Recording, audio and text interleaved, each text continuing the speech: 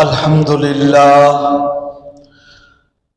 لله نحمده ونستعينه ونستغفره ونؤمن به ونتوكل عليه ونعوذ بالله من شرور أنفسنا ومن سيئات أعمالنا من يهده الله فلا مضل له ومن يضلله فلا هادي له ونشهد أن لا إله إلا الله وحده لا شريك له ونشهد أن سيدنا وسندنا ومولانا محمد وبارك وسلم أما بعد فأعوذ بالله من الشيطان الرجيم بسم الله الرحمن الرحيم إن الله مع الذين اتقوا والذين هم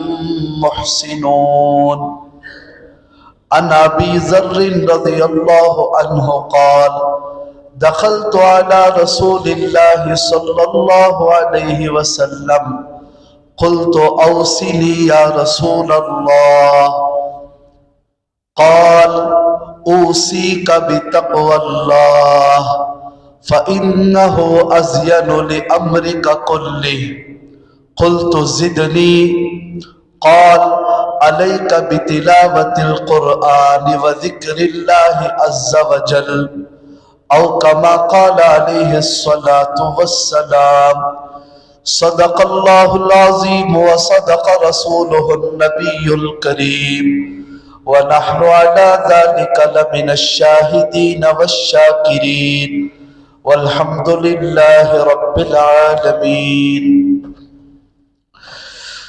بزرگان محترم، عزیز دوستو، اللہ رب العالمین نے ہم سب کو بہت ہی پیارا دین دیا ہے۔ یہ دین ہم تک پہنچنے کے لیے بہت ساری قربانیاں لگی ہیں۔ سب سے پہلے اس جماعت کو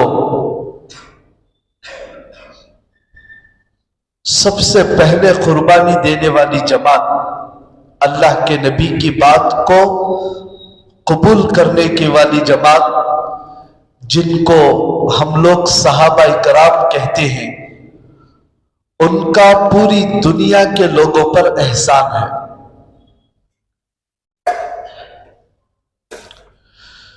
صحابی کہتے ہیں جو ایمان کی حالت میں اللہ کے رسول کو دیکھے اور ایمان کی حالت ہی میں ان کا انتقال ہوا ہو، اس کو صحابی کہتے ہیں۔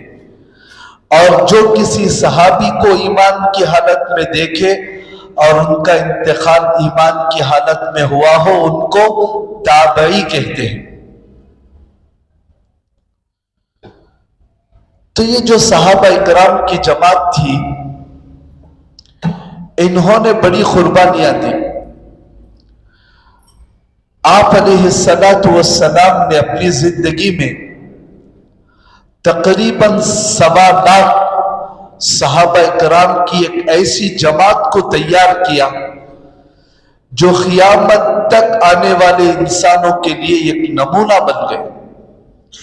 آپ علیہ السلام نے ان کے بارے میں کہا اصحابی کالنجوم بأیہم اقتدیتم اہتدیتم، میرے صحابہ ستاروں کے مانند ہیں، تم جن کی بھی اتباع کر لو گے کامیاب ہو جاؤ گے۔ صحابہ اکرام کو اللہ کے نبی نے جیسا سمجھایا، جو نصیحتیں کی، جن جن باتوں پر عمل کر کے وہ لوگ دنیا کے اندر بہت اونچا مقام پائے، ہم لوگوں کی خوش نصیبی ہے کہ وہ بیانات موجود ہیں، وہ نصیحتیں موجود ہیں۔ اگر ہم ان کو پڑھیں گے، سنیں گے اور عمل کی نیت سے سنیں گے تو کچھ نہ کچھ فائدہ ضرور ہوگا۔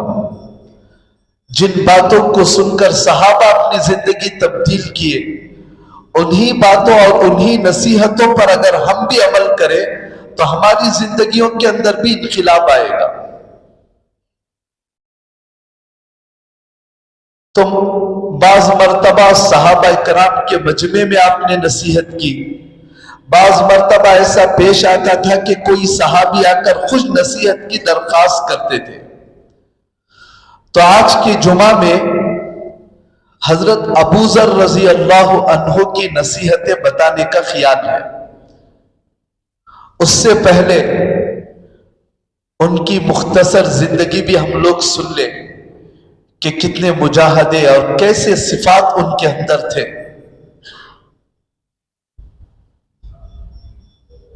हजरत अबू जर गिफारी रजी अल्लाह अन्हु, हजरत अबू जर गिफारी, आमतौर पर लोग जो है ये नाम को गलत पढ़ते हैं, हजरत अबू जर गफ्फारी कहते हैं। ये बहुत बड़ी गलती है, गफ्फारी नहीं कहना। गफ्फार अल्लाह की सिफत है। गफ्फार के माने आते हैं बहुत बख्शने वाला, बहुत माफ करने वाला। ये अल्लाह की सिफत है। अगर किसी का नाम ये रखेंगे तो अब्दुल गफ्फार रखना चाहिए। गफ्फार कहकर अगर किसी का नाम है, गफ्फार कहकर बुलाना भी बड़ा गुनाह है, क्योंकि कोई आदमी बहुत बख्शने वाला नहीं है। ये सिफत सिर्फ अल्लाह के पास है। इसलिए हजरत अबू जर को भी गफ्फारी नहीं कहना चाहिए, गिफारी। गिफारी वो जिस कबीले से ताल्लुक रखते थे वो कबीले का नाम गिफार था, उसकी तरफ मंसूब करके हजरत अबू जर को गिफारी कहते हैं। हजरत अबू जर गिफारी यानी गिफार कबीले के रहने वाले। और इनका जो कबीला था मक्के से मुल्क के शाम जाने के रास्ते में दरमियान में पड़ता था। ये कबीले के लोग बुत परस्त थे, बुतों की पूजा करने वाले और रहजनी करने वाले, डाका जनी। कोई भी मौका मिलता, कोई काफिला जाता तो सारे के काफिले के माल दौलत छीन लेते थे, मार लेते, लूट मार करने का काम था। लोग बहुत डरते थे गिफार कबीले से। उसी कबीले से हजरत अबू जर का ताल्लुक था, उसी कबीले में रहते थे, लेकिन अल्लाह ने इनको बचाए रखा। शुरू से बुत परस्ती से नफरत थी, कभी बुतों की पूजा नहीं की और कभी भी लूट मार करने का काम नहीं करते थे। खूब मेहनत से कमाते और मेहनत के जरिए जो हलाल रोजी आती उसी के जरिए अपना और अपने घर का जीना चलाते थे। इनको पता चला, आते जाते कबीले बताए, जो भी कबीला वहां से आता जाता दरमियान में रुकता इनके गांव में तो मक्के की खबरें वहां सुनाता था। तो कुछ लोगों ने सुनाया कि मक्के में एक आदमी है, वो नबूवत का दावा कर रहा है, वो ये कह रहा है कि वो अल्लाह का नबी है और वो बुतों की पूजा से मना करता है और कहता है कि एक अल्लाह है, उसी की इबादत करो। जब ये बातें हजरत अबू जर गिफारी ने सुनी तो अपने भाई को भेजा कि जाओ जाकर हालात मालूम करके आओ, कौन आदमी है, क्या कहता है। उनके भाई आए, सब हालात मक्का मुकर्रमा में तहकीक किया।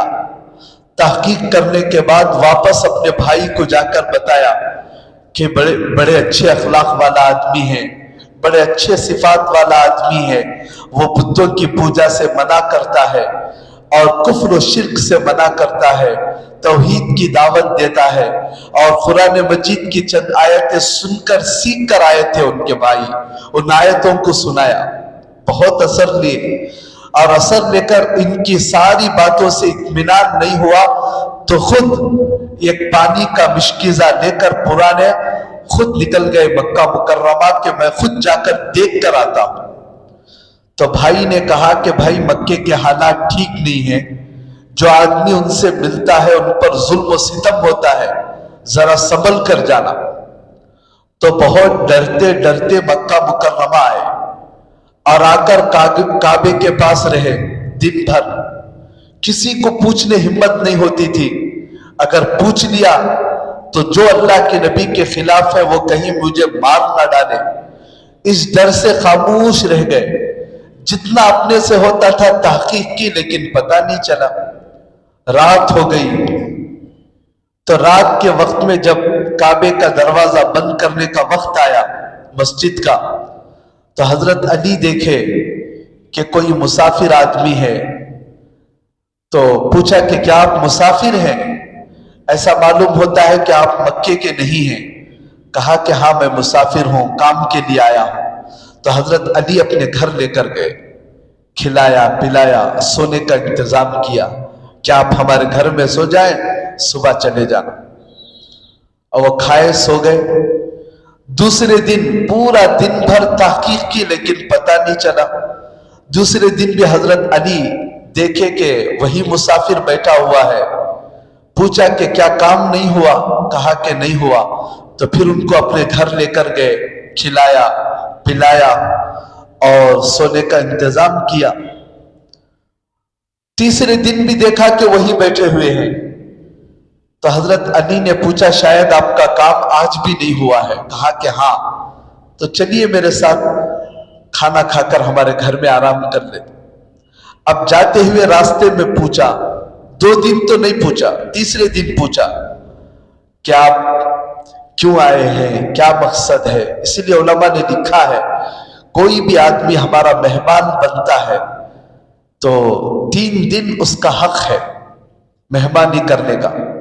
मन काना युमिनु बिल्लाहि वल यौमिल आखिर फल्युकरिम ज़ैफा। जो आदमी अल्लाह और आखिरत के दिन पर ईमान रखता है उसको चाहिए कि अपने मेहमान का इकराम करे। अभी आया है, अभी से सवालात ना करें, क्यों आए हो, कब तक रहोगे, कब जाओगे, इस तरह के सवालात नहीं। आराम से 2-3 दिन तक खूब एहतमाम करें। तीसरे दिन के बाद मामूली ग़िज़ा खिला सकते हैं जो हम लोग घरों में पकाते हैं। बाकी 3 दिन कोई भी आए तो मेहमान का हक है कि अपनी ताकत के मुताबिक अच्छा खाने पीने का इंतजाम करें। इससे घर के अंदर कोई कमी नहीं होगी। जो खर्च होगा अल्लाह उसका बेहतरीन बदला देंगे। तो हजरत अली तीसरे दिन पूछे, भाई कौन है, क्या काम से आए हैं, क्या बात है? तो पहले उन्होंने वादा लिया कि वादा करो कि किसी को यह बात नहीं बताओगे। मैंने सुना है कि मक्के में कोई अल्लाह का नबी आया है जो एक खुदा की तरफ दावत देता है, उसके बारे में तहकीक करने के लिए आया हूं। तो हजरत अली तो अल्लाह के नबी के परवरदा थे, वो खुश हो गए और कहा कि वाक़ियतन तुमने सही सुना है, वो बड़े नेक आदमी हैं, अल्लाह के नबी हैं। कल सुबह में मैं उनके पास लेकर जाऊंगा, लेकिन तुम मेरे साथ आते हुए ऐसे रहना कि अगर रास्ते में कोई सामने आ रहा हो तो मैं पेशाब बैठने के लिए उस तरफ फिर जाऊंगा, तुम चलते चले जाना। किसी को गुमान ना हो कि तुम मेरे साथ आ रहे हो, वरना खतरा होगा। वो भी डरते डरते चौथे दिन हजरत अली रजी अल्लाह अन्हु के साथ अल्लाह के नबी के पास गए। जैसे ही अल्लाह के नबी के चेहरे पर नजर पड़ी, फौरन जबान से कहने लगे, ये चेहरा किसी छोटे आदमी का नहीं हो सकता। अब गए अल्लाह के नबी के पास, अल्लाह के नबी की बातों को सुना, कुरान मजीद को सुना, तो फौरन इस्लाम कबूल कर लिया, ईमान में दाखिल हो गए। अल्लाह के नबी ने सब जरूरी बातें जितनी बतानी थी, बुनियादी बातें, उन सबको बताई और कहा कि देखो अभी मक्के के अंदर बहुत जुल्म सितम हो रहा है। पता चल जाए कि कोई मुसलमान हुआ है तो उसे मारते हैं, पीटते हैं, तकलीफें पहुंचाते हैं। इसलिए तुम अपने गांव चले जाओ, अपने कबीले में रहो। जब तुम्हें पता चले कि हमारा गलबा हो गया है तो उस वक्त हमारे पास चले आना। उस वक्त तक जो बातें हम बताई हैं उन पर अमल करो। यही बातें अपने घरों में और अपने गांवों में तबलीग करो। और कोई आते जाते काफिले कोई मुसलमानों के मिले तो उनसे कुछ सीखते रहो। حضرت ابو ذر نے کہا کہ میری ایک خواہش کو پورا کر دو. کہا کہ کیا خواہش ہے؟ بس ایک خواہش ہے کہ اللہ کے گھر کعبے کے پاس جا کر چیخ کر کلمہ پڑھنا چاہتا ہوں زور سے. اللہ کے نبی نے کہا کہ اچھا نہیں ہے، تم برداشت نہیں کرو گے، وہ لوگ تمہارے اوپر ظلم کریں گے. لیکن بہت اصرار کرتے رہے. حالت یہ تھی مکے میں آنے کے وقت میں ڈر رہے تھے اللہ کے نبی کے بارے میں پوچھنے کے لیے، لیکن اب کلمہ پڑھ لیا تو ہمت اتنی ہے کہ چیخ کر اللہ کے نبی کا کلمہ پڑھنا چاہتے ہیں. علماء نے لکھا ہے کہ اللہ نے کفر کے اندر ڈر رکھا ہے، ایمان کے اندر جرأت رکھا ہے. جو سچا پکا مومن ہے وہ دنیا کی کسی طاقت سے نہیں ڈرتا، اور جس کے اندر کفر ہے، نفاق ہے، ہر بات سے ڈرتا رہتا ہے. ایمان والا کبھی ڈرتا نہیں، بزدل نہیں ہو سکتا ایمان والا. اب جیسے ہی ایمان قبول کیا کیفیت ہی بدل گئی. اللہ کے نبی سے درخواست کر رہے ہیں اجازت دو میں چیخ کر جو دشمن کلمے کو مٹانا چاہتے ہیں ان کے سامنے کلمہ پڑھنا چاہتا ہوں.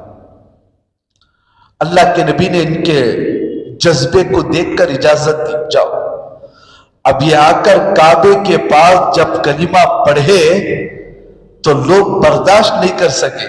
اتنا مارا کہ مرنے کے قریب ہو گئے. حضرت عباس رضی اللہ عنہ دیکھ کر بچا لیا. ارے تم کس کو مار رہے ہو؟ یہ غفار قبیلے کا آدمی ہے، اگر یہ مر گیا تو تمہاری تجارت بند ہو جائے گی. تمہارے سارے تجارت کے قافلے کے لیے راستہ ان کے قبیلے سے ہو کر ہی جانا ہے. اگر یہ مر گیا تو پھر تم لوگ تجارت نہیں کر سکو گے، بھوکے مر جاؤ گے، چھوڑو اسے. تو تب لوگوں نے چھوڑا. اب اللہ کے نبی کے پاس آئے کہ سارا جسم لہو لہان ہو چکا ہے، کپڑے جو پہنے تھے وہ پھٹ گئے ہیں. اللہ کے نبی نے کہا کہ میں نے نہیں کہا تھا تمہیں. کہا کہ اللہ کے رسول بہت مزہ آ رہا ہے، ایک درخواست ہے، ایک اور مرتبہ اجازت دو، کل اور ایک مرتبہ میں چیخنا چاہتا ہوں. اللہ کے نبی نے بہت منع کیا، لیکن جذبہ دیکھ کر اللہ کے نبی نے اجازت دی. تو دوسرے دن پڑھا تو پھر دوسرے دن بھی ایسے ہی حالت آ گئی. اب تو اور بھی زیادہ مار پڑے، لیکن مار کھا رہے ہیں، اندر مزہ آ رہا ہے. پہلے ڈر تھا، جس کے دل میں کفر ہوتا ہے بات میں ڈرتا ہے، پتہ نہیں کیا ہوگا کیا نہیں. اور ایمان والا کبھی موت سے ڈرتا نہیں ہے، موت سے خوشی ہوتی ہے اسے، کیونکہ پتا ہے کہ جس اللہ پر ایمان لایا ہے اس سے ملاقات کا وقت ہے.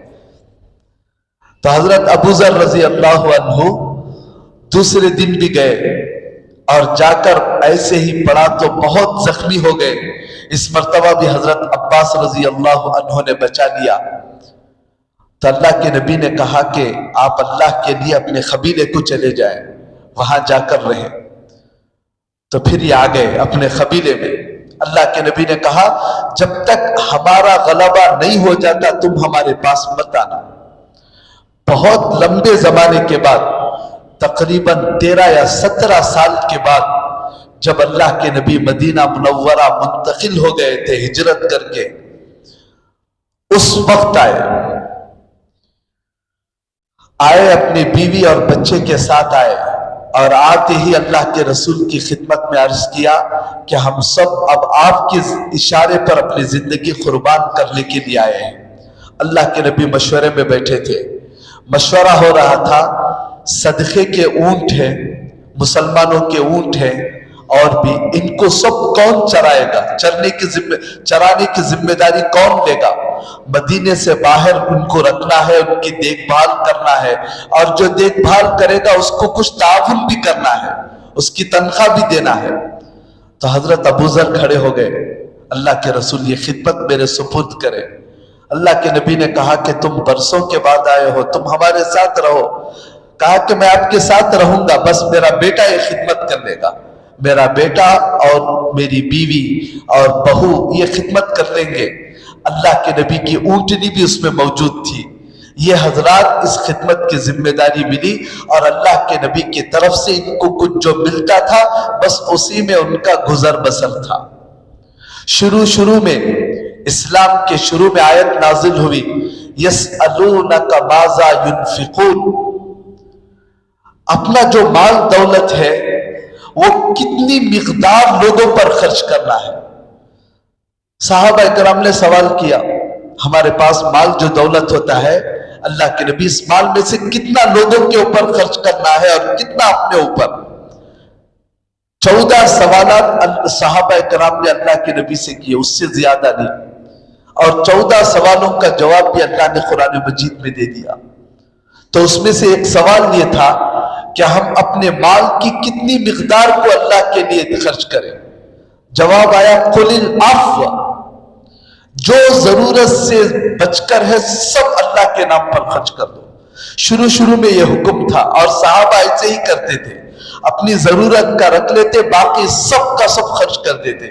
مسلمان ہجرت کر کے آ رہے تھے، دوسرے ملکوں کو چھوڑ کر آ رہے تھے، ان کے اوپر سب کچھ لٹا دیا کرتے تھے۔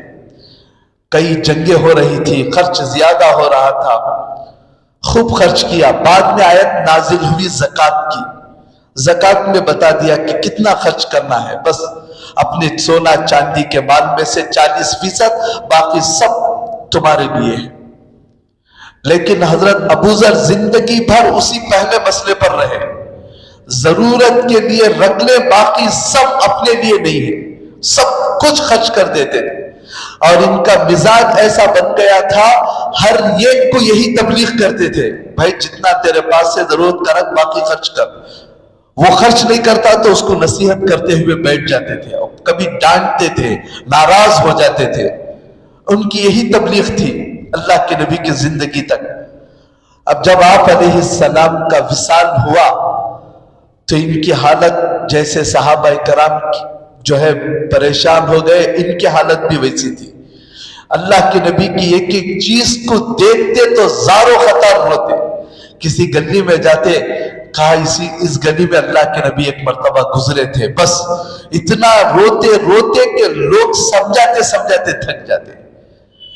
مسجد میں آتے، اللہ کے نبی کے ممبر کو دیکھتے کہ یہاں کھڑے ہو کر اللہ کے رسول خطبہ دیتے تھے، ایسا روتے کہ لوگ سمجھانے کے لیے عاجز ہو جاتے۔ تو ان کی حالت کو دیکھ کر رشتہ داروں نے، دیگر صحابہ نے، بیوی نے مشورہ دیا کہ آپ مدینہ چھوڑ کر کہیں چلے جائیں۔ تو ملک کے شام طے ہوا کہ وہاں چلیں گے، وہاں جا کر رہو گے، مدینے میں تم زندگی گزار نہیں سکتے، اللہ کے نبی کا فراق تم برداشت نہیں کر سکتے، وہاں چلے جاؤ۔ تو ملک کے شام میں تھے، ملک کے شام میں بھی یہی حالت تھی۔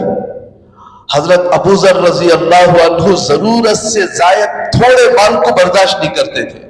وہاں امیر تھے حضرت امیر معاویہ رضی اللہ عنہ۔ تو ایک مرتبہ امیر معاویہ رضی اللہ عنہ نے سمجھانے کے لیے، ایک ہی مجلس میں حضرت امیر معاویہ ہے، حضرت ابو موسیٰ اشعری رضی اللہ عنہ ہیں، وہ بھی بیٹھے ہوئے ہیں، ابو ذر غفاری۔ تو حضرت امیر معاویہ نے حضرت ابو موسیٰ اشعری رضی اللہ عنہ سے پوچھا کہ بھئی صحابہ کرام میں ایک بڑے صحابی حضرت عبد الرحمن بن عوف رضی اللہ عنہ، ان کا انتقال ہو گیا، ان کی بہت بڑی دولت تھی، تو آپ ان کے مال دولت میں کے بارے میں کیا کہتے ہو؟ تو حضرت ابو موسیٰ اشعری نے کہا کہ وہ تو مال کی برابر زکوٰۃ نکالتے تھے، سب پر خیرات کرتے تھے، اس لیے جو بچا ہے اس میں کوئی چھوڑ کر جانا کوئی نقصان ان کے لیے نہیں ہے۔ اتنا سننا تھا، حضرت ابوذر کو غصہ آ گیا، لکڑی لے کر دوڑاتے ہوئے گئے مارنے کے لیے حضرت امیر معاویہ کو کہ نقصان ہے، سب کچھ خرچ کر دینا چاہیے تھا۔ اتنا دوڑاتے گئے کہ حضرت امیر معاویہ بھاگ گئے، اور بھاگتے گئے تو فوراً انہوں نے قسم کھائی، اللہ کی قسم، جب تک امیر معاویہ تو ملک کے شام میں ہے، میں ملک کے شام میں نہیں رہوں گا، یہ قسم کھا لی انہوں نے۔ تو حضرت امیر معاویہ نے خط لکھا حضرت عثمان رضی اللہ عنہ کو، یہاں حضرت ابوذر کی حالت یہ ہے، ہم لوگ ان کو برداشت نہیں کر سکتے، یہ تو ذرا مال رکھنے کو بھی پسند نہیں کرتے۔ تو حضرت عثمان رضی اللہ عنہ نے کہا کہ تم حضرت ابو ذر سے مت الجھو، وہ بڑے متقی پرہیزگار نیک آدمی ہیں، تم ان کو مدینہ بھیج دو، ہم ان کو سنبھال لیں گے۔ اب وہ قسم بھی کھا چکے ہیں، اس لیے وہاں رہنا ٹھیک نہیں ہے، بھیج دو۔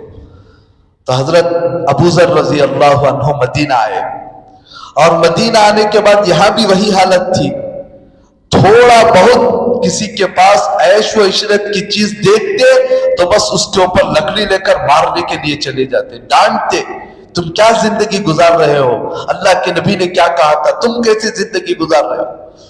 اب مدینے میں بھی باقاعدہ شکایتیں جا رہی تھی، تو حضرت ابو ذر رضی اللہ عنہ کو بلایا حضرت عثمان نے، کہا کہ دیکھو تمہارے خیال میں جو ہے وہ تم اس کے اوپر عمل کرو، دوسرے لوگوں کو اس کے اوپر مجبور مت کرو، یہ تو فتوحات کا زمانہ ہے، ایک زمانہ تھا ہمارے اوپر بہت تنگی کا زمانہ تھا، اس وقت حکم تھا کہ جو ہے خرچ کرو، لیکن بعد میں حالات بدل گئے، اب مال کی ایک مقدار اللہ نے طے کر دی ہے، اتنی مقدار میں سے خرچ کرو، لوگ تو وہ خرچ کر رہے ہیں، اب اس سے زیادہ تم ان کے اوپر زبردستی کیوں کرتے ہو؟ حضرت ابو ذر نے کہا کہ میں تو یہ دیکھ ہی نہیں سکتا۔ تو حضرت عثمان نے کہا کہ یہ کام کرو، تم مدینہ چھوڑ کر کہیں باہر چلے جاؤ، کہا کہ آپ ہی بتاؤ مجھے کہاں جانا ہے۔ تو 6 میل کے فاصلے پر ایک چھوٹا سا گاؤں تھا ربضہ، کہا کہ تم وہاں جا کر ٹہل جاؤ۔ تو یہ اپنی بیوی اور ایک خادم دونوں کو لے کر وہاں پر چلے گئے۔ وہ گاؤں تھا چھوٹا گاؤں، لیکن غیر آباد تھا، کوئی آدمی گاؤں کے اندر نہیں تھا، بس تنہا جنگل کے اندر زندگی گزاری حضرت ابو ذر اور ان کا خادم اور بیوی۔ چند دنوں کے بعد بیمار ہو گئے، طبیعت بگڑتی گئی، یہاں تک کہ مرنے کا وقت قریب آ گیا۔ تو ان کی بیوی بہت پریشان ہو گئی، اگر ان کا انتقال ہو جائے تو کیا ہوگا، میں کیسے ان کو غسل دوں گی، کیسے جنازے کی نماز پڑھیں گے، کون دفن کریں گے، کتنی بڑی مصیبت ہے۔ تو اس پریشانی میں وہ ادھر ادھر گھومتی۔ شوہر حضرت ابو ذر نے بلایا، پوچھا کہ کیا ہوا، کیوں اتنی پریشان ہو؟ تو انہوں نے کہا کہ آپ اللہ کے رسول کے صحابی ہیں اور ایسی حالت میں مر رہے ہیں، یہ مجھ سے دیکھا نہیں جاتا۔ تو انہوں نے کہا اللہ کے نبی نے جو کہا ہے وہ سچ ہے، اللہ کے نبی کی بات بالکل سچ ہے، اور میرے کانوں نے وہ سنا ہے کہ چند لوگ ایک مرتبہ اللہ کے نبی کے پاس بیٹھے تھے، تو اللہ کے نبی نے کہا کہ تم میں سے ایک آدمی اکیلا جیے گا اور اکیلا مرے گا، اور اس کی نماز جنازہ پڑھنے کے لیے ایک جماعت آئے گی، جنگل میں اس کا انتقال ہوگا۔ تو ہم میں جتنے لوگ تھے سب کا انتقال ہو گیا ہے، اور سب کا شہروں میں ہوا ہے، میں اکیلا اس وقت باقی ہوں، اور جنگل ہے۔ اللہ کے نبی نے جو کہا ہے وہ بات سچی ہے، میرا انتقال ہوگا تو جماعت آئے گی نماز پڑھنے کے لیے، اللہ کے نبی نے کہا ہے تو ہوگا، تم کیوں پریشان ہوتے ہو، اطمینان سے رہو، جب میرا انتقال ہو جائے تو غسل دینا، کفن رکھنا اور جنازے کو باہر رکھ دینا، اللہ کے نبی کے کہنے کے مطابق ایک جماعت آئے گی، باقی کام وہ لوگ کر لیں گے۔ یہ کہہ کر ان کا انتقال ہو گیا۔ حضرت ابو ذر بیوی اور یہ خادم پتہ نہیں کیسے غسل دیے اور کفن باندھ کر جنازہ تیار کر کے راستے میں رکھا۔ اب دونوں ادھر ادھر دیکھ رہے ہیں کون آئے گا کون آئے گا۔ اتنے میں حضرت عبداللہ ابن مسعود رضی اللہ عنہما، ایک بڑے جلیل القدر صحابی، وہ عمرے کے لیے گئے تھے، بڑی جماعت کے ساتھ واپس آ رہے تھے، تو دور سے انہوں نے دوپٹہ ہلایا، عورت، تو دور سے دیکھا کہ کوئی عورت ہے دوپٹہ ہلا رہی ہے، کوئی مدد مانگ رہی ہے، چلو دیکھیں گے۔ گئے، قریب گئے، جا کر پوچھا کہ کون عورت ہو؟ کہا کہ ام ذر، ابو ذر کی بیوی ہوں میں۔ تو پوچھا کہ ابو ذر کہاں ہے؟ کہا کہ ان کا انتقال ہو گیا ہے۔ اتنا سننا تھا، چیخ پڑے، چیخ نکل گئی حضرت عبداللہ رضی۔ کہا کہاں ہے؟ بس یہی ہے ان کا جنازہ۔ رونے لگے اور رو کر کہنے لگے میں نے اللہ کے رسول کو کہتے ہوئے سنا ہے ابو ذر کے بارے میں کہ تو اکیلا جیے گا، اکیلا مرے گا، اکیلا خبر میں جائے گا اور اکیلا قیامت کے میدان میں اٹھے گا۔ ویسے ہی ہوا، اکیلے پن میں سے موت آئی۔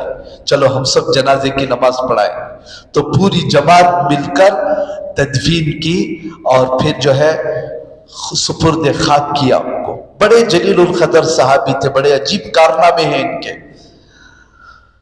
تو ان کو اللہ کے رسول صلی اللہ علیہ وسلم نے کچھ نصیحتیں کی، اور ایسی نصیحتیں ہیں، زبردست نصیحتیں، اللہ اکبر۔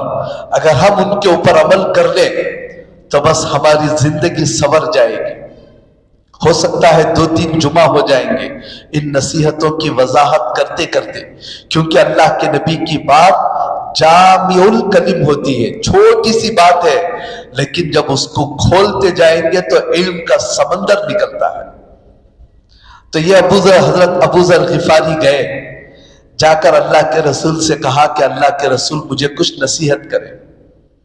تو اللہ کے نبی نے کچھ نصیحتیں کی، اس میں سے پہلی نصیحت اوصیک بتقوی اللہ فإنہ ازین لامرک کلہ۔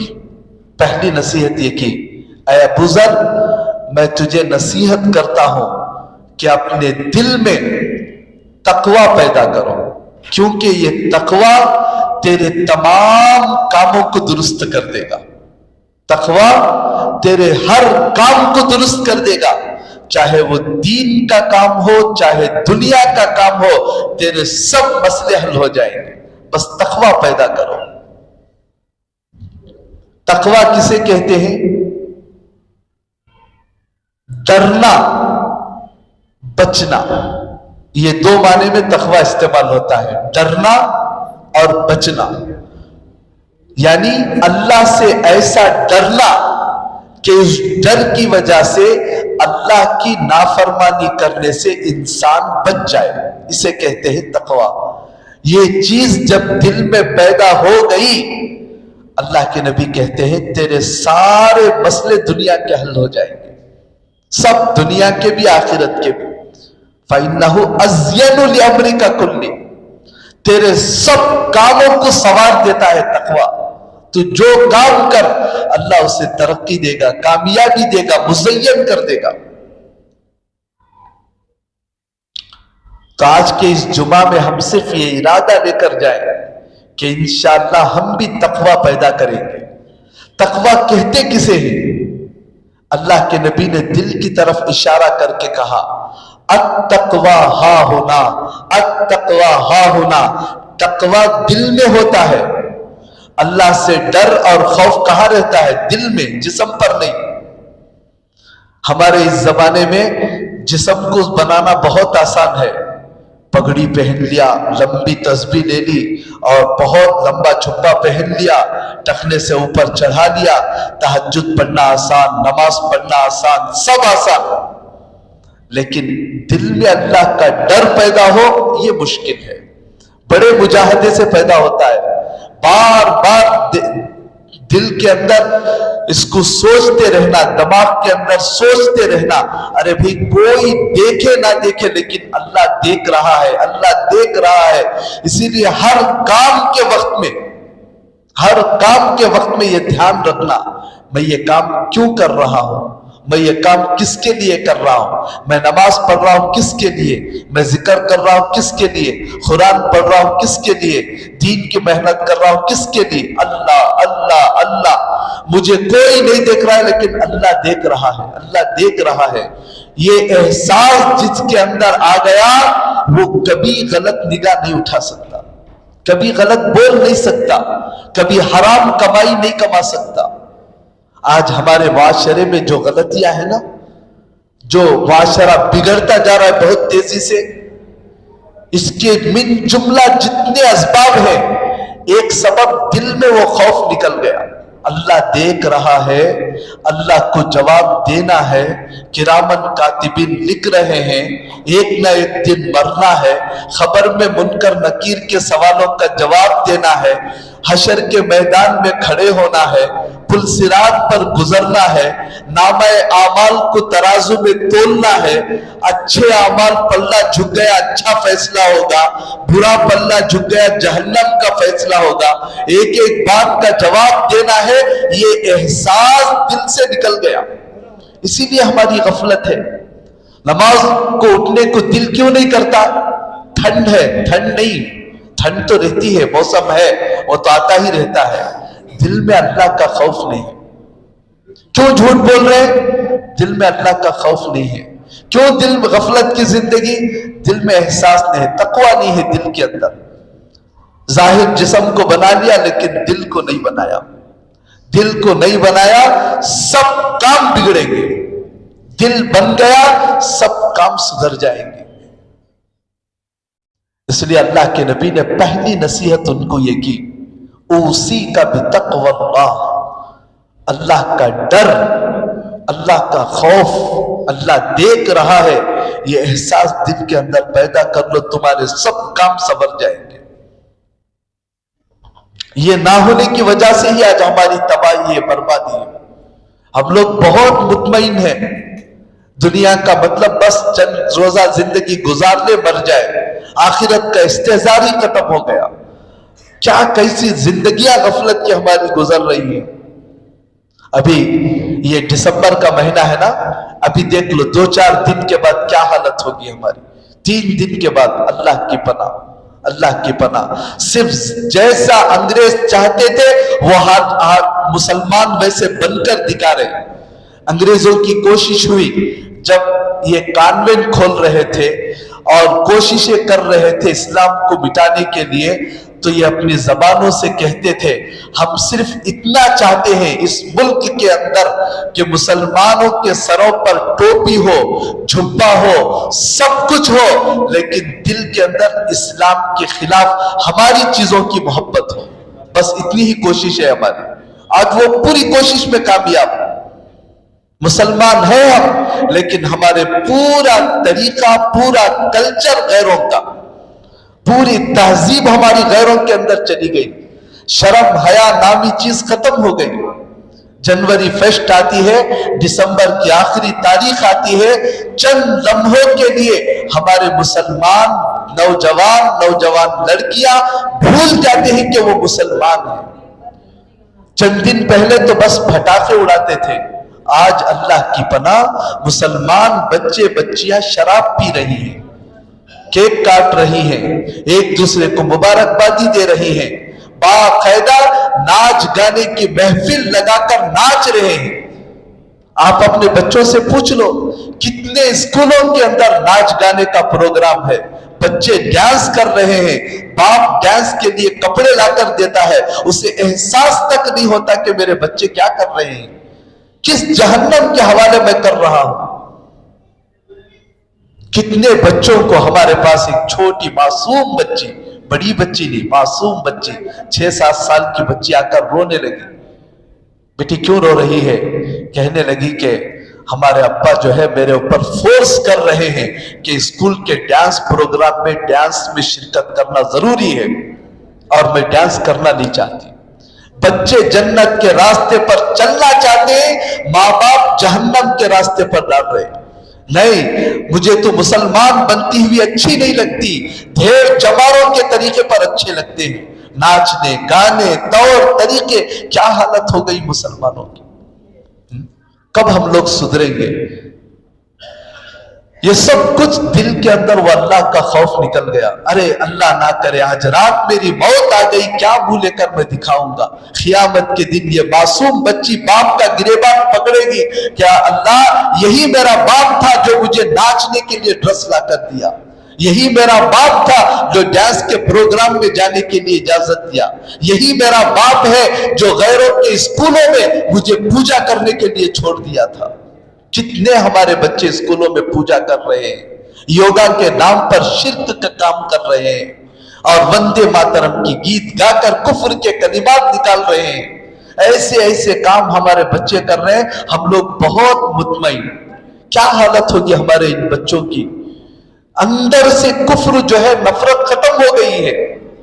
ہم میں سے بڑے آدمی کو کسی کو کہے کہ جا کر پوجا کرو تو غصہ آ جائے گا. ہمارا یہ بچہ روزانہ پوجا کر رہا لیکن باپ کو احساس نہیں. باپ سمجھتا ہے کہ بہت پڑھنے کے لیے گیا ہے, بیٹی بہت اچھا پڑھ رہی ہے. حالات تحقیق کرو, ایسے پروگراموں سے بچاؤ.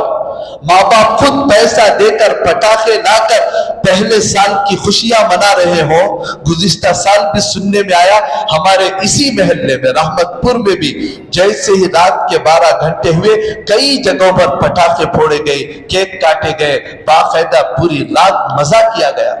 مسلمانوں کا محلہ ہے, کوئی بولنے والا نہیں, کوئی سمجھانے والا نہیں. کیا ان کے ماں باپ کو یہ دکھائی نہیں دیتا کہ بچے کیا کر رہے ہیں؟